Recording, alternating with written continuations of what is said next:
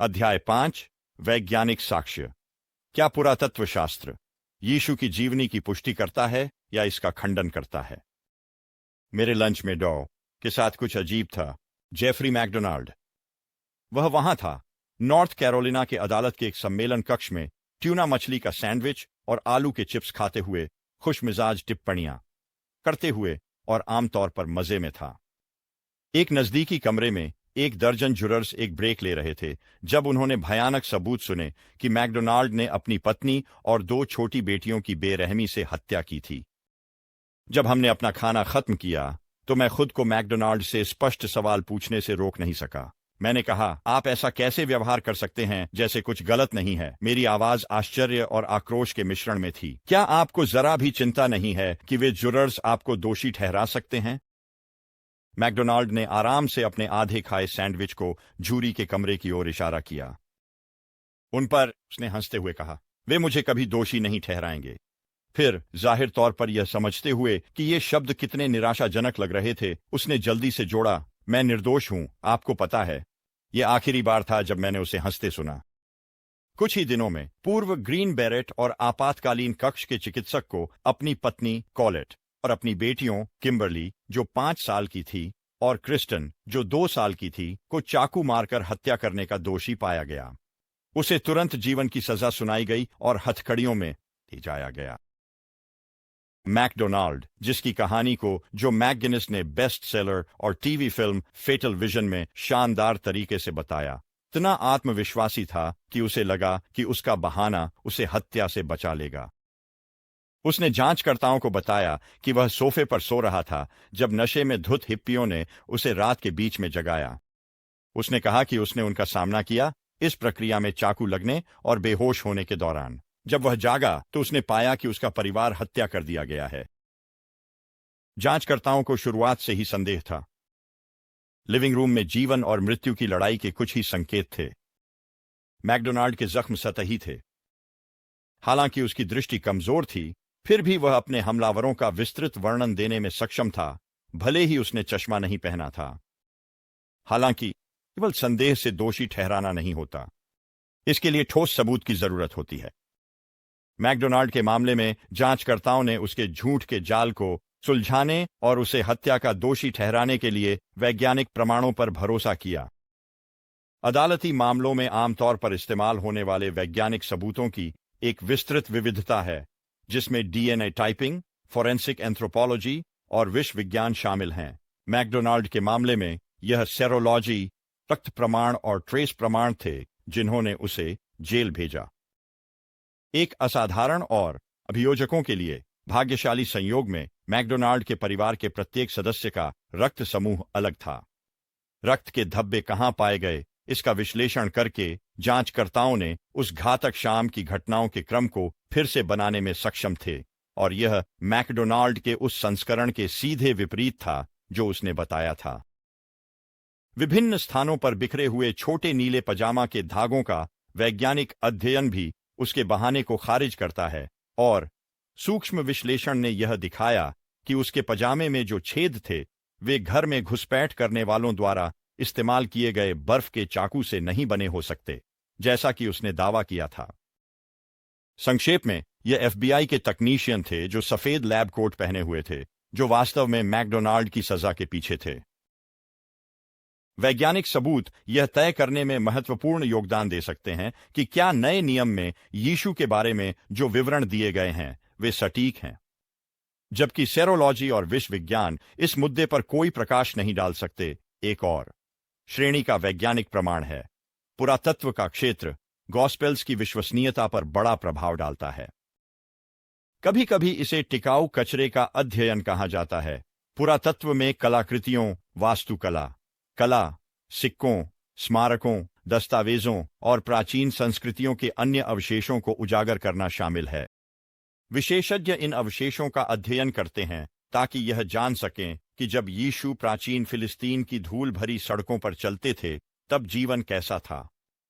पहली सदी से सैकड़ों पुरातात्विक खोजें की गई हैं, और मैं जानना चाहता था क्या उन्होंने यीशु के बारे में गवाहों की कहानियों को कमजोर किया या उन्हें मजबूत किया। साथ ही मेरी जिज्ञासा संदेह से प्रभावित थी।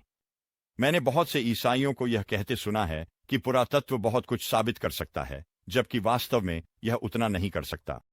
मैं उसी चीज में और रुचि नहीं रखता था। तो मैंने एक मान्यता प्राप्त विशेषज्ञ की खोज शुरू की, जिसने व्यक्तिगत रूप से मध्य पूर्व के खंडहरों में खुदाई की है, जिसके पास प्राचीन खोजों का विश्वकोशीय ज्ञान है और जो पुरातत्व की सीमाओं को स्वीकार करने के लिए पर्याप्त वैज्ञानिक संयम रखता है, जबकि साथ ही यह भी बताता है कि यह पहली सदी के जीवन को कैसे उजागर कर सकता है। चौथा, साक्षात्कार, जॉन मैक्रे, पीएचडी। जब विद्वान और छात्र पुरातत्व का अध्ययन करते हैं तो कई लोग जॉन मैक्रे की विस्तृत और निष्पक्ष 432 पृष्ठ की पाठ्यपुस्तक पुरातत्व और नया नियम की ओर मुड़ते हैं। जब arts and entertainment television network ने अपने बाइबल के रहस्य कार्यक्रम की सटीकता सुनिश्चित करने के लिए मैक्रे को बुलाया, और जब नेशनल जियोग्राफिक को एक ऐसे वैज्ञानिक की जरूरत थी जो बाइबल की दुनिया की जटिलताओं को समझा सके, तो मैक्रे के कार्यालय में फोन बजा, जो शिकागो के उपनगर में प्रतिष्ठित व्हीटन कॉलेज में था। हेब्रू यूनिवर्सिटी, यरूशलेम में Ecole Biblique et Archeologique Francaise, Vanderbilt University Divinity School और शिकागो विश्वविद्यालय में अध्ययन करने के बाद, जहां उन्होंने 1966 में अपनी डॉक्टरेट प्राप्त की, मैक्रे ने व्हीटन में न्यू टेस्टामेंट और पुरातत्व के प्रोफेसर के रूप में 15 साल से अधिक समय तक काम किया। उनके लेख 17 विश्वकोशों और शब्दकोशों में प्रकाशित हुए हैं। उनका शोध नजदीकी पूर्व पुरातत्व समाज के बुलेटिन और अन्य शैक्षणिक पत्रिकाओं में प्रकाशित हुआ है, और उन्होंने पेशेवर संगठनों में 29 शैक्षणिक पत्र प्रस्तुत किए हैं। मैक्रे यरूशलेम के अल्ब्राइट इंस्टीट्यूट के पूर्व सहयोगी और ट्रस्टी हैं। वे यरूशलेम में Albright institute of archaeological research, अमेरिकी स्कूल्स ऑफ ओरिएंटल रिसर्च के पूर्व ट्रस्टी, नजदीकी पूर्व पुरातत्व समाज के ट्रस्टी और बाइबलिक रिसर्च के लिए प्रकाशित archaeology in the Bible world और बाइबल रिसर्च के बुलेटिन के संपादकीय बोर्ड के सदस्य। जितना मैक्रे प्राचीन दुनिया के बारे में लिखने और पढ़ाने का आनंद लेते हैं, उतना ही उन्हें पुरातात्विक खुदाई की व्यक्तिगत खोज करने के अवसरों का भी आनंद मिलता है। उन्होंने इजराइल के कैसरिया, सेफोरिस, हेरोडियम में खुदाई टीमों की निगरानी की। 8 साल की अवधि में उन्होंने इंग्लैंड और वेल्स में रोमन पुरातात्विक स्थलों का अध्ययन किया है, ग्रीस में खुदाइयों का विश्लेषण किया है और प्रेरित पौलुस की यात्रा के अधिकांश हिस्सों का पुनर्निर्माण किया है। 66 साल की उम्र में मैक्रे के बाल चांदी के रंग के हो रहे हैं और उनकी चश्मा मोटा हो गया है, लेकिन वह अभी भी एक साहसिकता का एहसास देते हैं। उसके कार्यालय की मेज के ऊपर और वास्तव में उसके घर में बिस्तर के ऊपर भी यरूशलेम की एक विस्तृत क्षैतिज तस्वीर है। मैं इसके साए में जीता हूं, उसने कहा। उसकी आवाज में एक तड़प थी, जैसे उसने खुदाई के विशिष्ट स्थानों और महत्वपूर्ण खोजों की ओर इशारा किया। उसके कार्यालय में एक ऐसा आरामदायक सोफा है जो आप एक देहाती घर के सामने के बरामदे में पाएंगे। मैंने इसमें आराम से बैठते हुए देखा कि मैक्रे, जो एक खुले गले की शर्ट और एक स्पोर्ट्स जैकेट में थे जो आरामदायक लग रहा था, अपने डेस्क की कुर्सी पर पीछे झुक गए, यह देखने के लिए कि क्या वह पुरातत्व के प्रभाव को बढ़ा चढ़ाकर बताएंगे। मैंने हमारे साक्षात्कार की शुरुआत इस सवाल से करने का फैसला किया कि यह हमें नए नियम की विश्वसनीयता के बारे में क्या नहीं बता सकता। आखिरकार, जैसा कि मैक्रे अपने पाठ्य पुस्तक में नोट करते हैं, भले ही पुरातत्व यह स्थापित कर सके कि मदीना और मक्का के शहर 6वीं और 7वीं सदी में पश्चिमी अरब में मौजूद थे, यह साबित नहीं करता कि मोहम्मद वहां रहते थे या कि कुरान सच है। पुरातत्व ने कुछ महत्वपूर्ण योगदान दिए हैं, उसने शुरू किया। वह एक खींची हुई आवाज में बोल रहा था जो उसने दक्षिण पूर्वी ओक्लाहोमा में बचपन में सीखी थी, लेकिन निश्चित रूप से यह साबित नहीं कर सकता कि नया नियम भगवान का शब्द है। अगर हम इजराइल में खुदाई करते हैं और प्राचीन स्थलों को पाते हैं जो बाइबल में बताए गए स्थानों के साथ मेल खाते हैं, तो यह दिखाता है कि इसका इतिहास और भूगोल सही है। हालांकि पुष्टि नहीं करता कि यीशु मसीह ने जो कहा वह सही है। आध्यात्मिक सत्य को पुरातात्विक खोजों से साबित या खंडित नहीं किया जा सकता।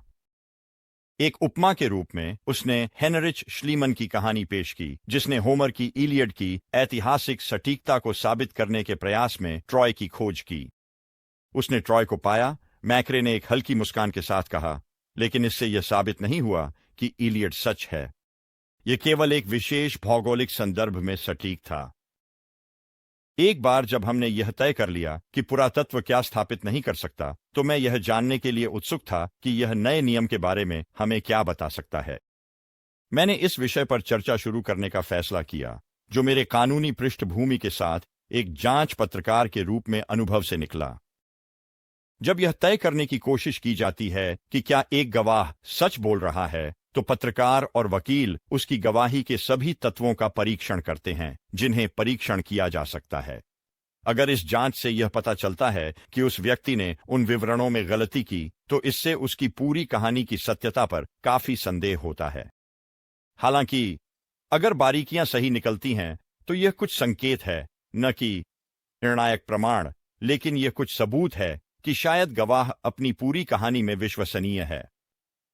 उदाहरण के लिए, अगर एक आदमी सेंट लुइस से शिकागो की यात्रा के बारे में बता रहा हो, लुइस से शिकागो, और उसने बताया कि वह स्प्रिंगफील्ड, इलिनॉय में ऑडियन थिएटर में फिल्म टाइटैनिक देखने के लिए रुका था और उसने कंसेशन काउंटर से खरीदी गई एक बड़ी क्लार्क बार खाई थी।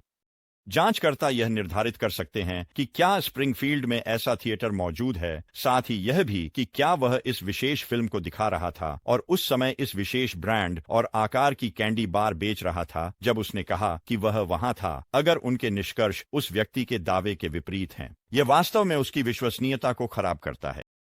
अगर विवरण सही निकलते हैं, तो यह साबित नहीं करता कि उसकी पूरी कहानी सच है, लेकिन यह उसकी सटीकता के लिए उसकी प्रतिष्ठा को बढ़ाता है। एक अर्थ में यही पुरातत्व हासिल करता है। यह आधार यह है कि अगर एक प्राचीन इतिहासकार के आकस्मिक विवरण बार बार सही साबित होते हैं, तो इससे हमें उस इतिहासकार द्वारा लिखे गए अन्य सामग्री में विश्वास बढ़ता है, लेकिन जिसे आसानी से क्रॉस चेक नहीं किया जा सकता। तो मैंने एक्रे से उनकी पेशेवर राय मांगी। क्या पुरातत्व नए नियम की पुष्टि करता है या उसे कमजोर करता है जब यह उन खातों में विवरणों की जांच करता है? मैक्रे तुरंत जवाब दिया, ओह, इसमें कोई शक नहीं है कि नए नियम की विश्वसनीयता बढ़ती है। उसने कहा, जैसे कि किसी भी प्राचीन दस्तावेज की विश्वसनीयता बढ़ती है जब आप खुदाई करते हैं और पाते हैं कि लेखक किसी विशेष स्थान या घटना के बारे में सटीक था। उदाहरण के लिए, उसने अपने खुदाई के काम का जिक्र किया जो उसने इजराइल के कैसरिया में किया, जहां उसने और दूसरों ने हेरोड द ग्रेट के बंदरगाह की खुदाई की। लंबे समय तक लोगों ने पहले सदी के इतिहासकार यीशु के एक बयान की वैधता पर सवाल उठाया कि यह बंदरगाह पिरायस के बंदरगाह के समान बड़ा था, जो एथेंस का एक प्रमुख बंदरगाह है। लोगों को लगा कि यीशु गलत थे, क्योंकि जब आप समकालीन बंदरगाह में पानी की सतह के ऊपर पत्थरों को देखते हैं, तो यह बहुत बड़ा नहीं है। लेकिन जब हमने पानी के नीचे खुदाई शुरू की, तो हमें पता चला कि बंदरगाह पानी के नीचे काफी दूर तक फैला हुआ था, कि यह गिर गया था और कि इसके कुल आयाम वास्तव में पिरायस के बंदरगाह के समान थे। तो ये पता चला कि यीशु सही थे। यह एक और सबूत था कि यीशु को पता था कि वह किस बारे में बात कर रहे थे। तो नए नियम के लेखकों के बारे में क्या उन्हें वास्तव में पता था कि वे किस बारे में बात कर रहे थे? मैं चाहता था कि उस मुद्दे को अपने अगले सवाल में परखूं। चिकित्सक और इतिहासकार ल्यूक ने अपने नाम वाला सुसमाचार और प्रेरितों के काम की पुस्तक लिखी, जो मिलकर पूरे नए नियम का लगभग 1/4 हिस्सा बनाते हैं। इसलिए एक महत्वपूर्ण मुद्दा यह है कि क्या ल्यूक एक इतिहासकार थे जिन पर भरोसा किया जा सकता था कि वह चीजों को सही तरीके से प्रस्तुत करें। जब पुरातत्ववेत्ताओं ने जो उसने लिखा है उसके विवरणों की जांच की, मैंने कहा, क्या वे पाते हैं कि वह सावधान था या लापरवाह? लिबरल और कंजर्वेटिव दोनों विद्वानों का सामान्य सहमति है कि ल्यूक एक इतिहासकार के रूप में बहुत सटीक हैं। मैक्रे ने जवाब दिया, वह विद्वान है, वह प्रभावशाली है, उसकी ग्रीक शास्त्रीय गुणवत्ता के करीब है, वह एक शिक्षित व्यक्ति की तरह लिखता है, और पुरातात्विक खोजें बार बार दिखा रही हैं कि ल्यूक जो कहता है उसमें वह सटीक है।